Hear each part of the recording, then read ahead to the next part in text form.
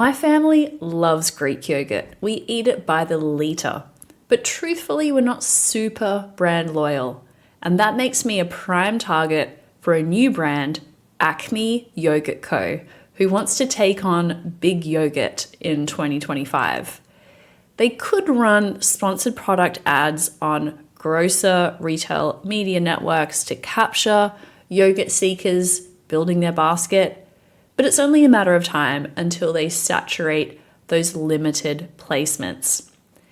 Enter Offsite retail media, where Acme can tap into grocers' first-party shopper data while breaking past the confines of a digital shopping app or website.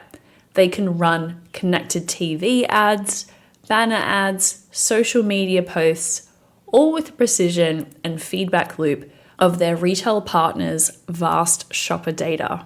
Offsite retail media has only so far made up about 10% of total retail media ad spend recently, but it's expected to grow to about a quarter of all retail media spending in the US and a third globally.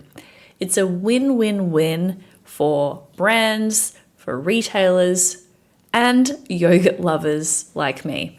I didn't know a ton about offsite retail media and recently had the chance to dig in, so I'm going to tell you everything I learned. Good morning and welcome to the Retail Media Breakfast Club. I'm your host, Kiri Masters, and every weekday at 6 a.m. Eastern, I bring you candid and real discussions in the world of retail media and marketplaces in just 10 minutes. So bring your own cup of coffee and we'll get smarter about retail media together. Offsite retail media extends a retailer's advertising capability beyond their own website or apps to reach customers throughout their digital journey. The retailer makes its first-party customer data available through data clean rooms or demand-side platforms, and brands can then use that retailer data to target specific consumer segments across other publisher sites like news websites or social platforms or connected TV and other digital channels. The big innovation here is maintaining closed-loop measurement. Brands can track exactly which offsite impressions drive actual sales. You get the reach of digital media with the precise targeting and attribution of retail media. That's one big reason why brands should care about offsite retail media, and there's a couple more I want to share with you. First is that rich first-party data for better targeting. With third-party cookies disappearing, brands need alternative ways of ensuring that their ads are seen by relevant customers. Retailers have incredibly deep shopper data built over decades and decades. They understand things like existing purchase behavior, loyalty activities, repeat purchase patterns. Those are all things that brands want to tap into to make sure that their ads are seen by the right person at the right time. Secondly, offsite retail media enables a full funnel approach. Even sponsored display ads on a retailer.com or app is mostly seen as lower funnel and pretty conversion focused. But offsite capabilities let brands serve brand building ads to new audiences, which is an upper funnel activity. We can also retarget previous visitors, which is more mid-funnel, and ultimately drive them back to convert, which is lower funnel. Here's a quick example just to bring it to life in case you're having trouble imagining this. There was a campaign that Waterpik did with Walmart Connect and Roku. Waterpik launched shoppable streaming ads, letting viewers click OK on their remote to add a Waterpik product directly to their Walmart cart. And this campaign, you see some of these case studies out there that show some offsite retail media campaigns can perform really, really well across benchmarks like reach and conversion rates. Two more benefits here for brands is it targets incremental audiences. If you think about a lot of customers, especially in a grocery context, for example, don't often browse a retailer's website.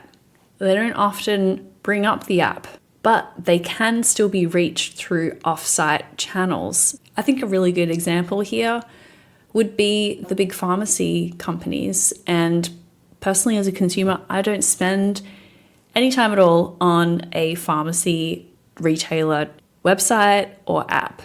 I do go into a pharmacy very regularly though. So a Walgreens or a CVS has a lot of data about me as a customer and what purchase activities I'm involved in. It's not going to be very valuable for a brand to try and reach me on the CVS or Walgreens website or app. But a brand wanting to target someone with my attributes could use CVS or Walgreens data to reach me in a CTV context or on social media. So that's where it's helpful in building incremental audiences. And then finally, it makes brand building advertising measurable, just like performance marketing. When you think about the difference between CTV and a national media buy, national media buys are big investments that are difficult to adapt quickly, but offsite retail media, especially through channels like CTV, allow marketers to reach big audiences without multi-month commitments and with all the benefits of measurement as well. So what's in it for retailers? Well, retailers gain a vital new revenue stream. There are real supply constraints on retailer website. Think of the real estate that's available on a retailer website and the amount of traffic coming in. There's only so many sponsored product placements and banner ad space placements available before it starts to degrade the customer experience. And we've all had these situations, particularly on Amazon, where there's just so many ads. And there is a tipping point where more ads actually result in less revenue for the retailer. So a lot of retailers, they're very aware of the constraints here. And offsite media solutions diversify their network's revenue beyond just search and on-site placements. Retailers who are under pressure to grow their media networks and all the great profitable income that media brings in can extend beyond their owned channels to further monetize the shopper relationships.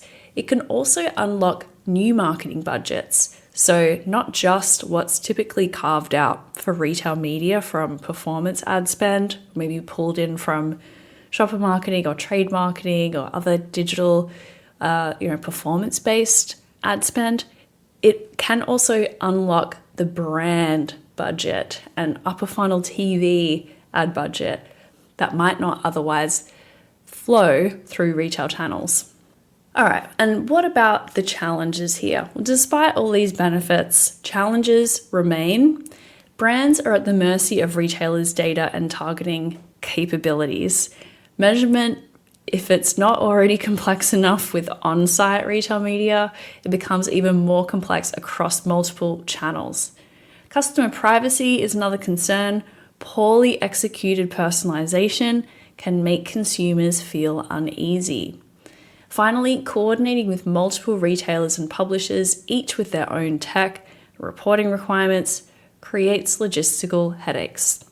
But the rapid growth here suggests there's enough upside to justify working out the kinks. For brands looking to reach consumers with precision while maintaining scale, offsite retail media offers a compelling option that bridges the worlds of retail and digital advertising. Well, that is it for today. I hope you enjoyed this episode of the Retail Media Breakfast Club. We meet here every day at 6 a.m. Eastern. So be sure to subscribe and get your daily dose of insights, trends, and hot takes in the world of retail media and marketplaces.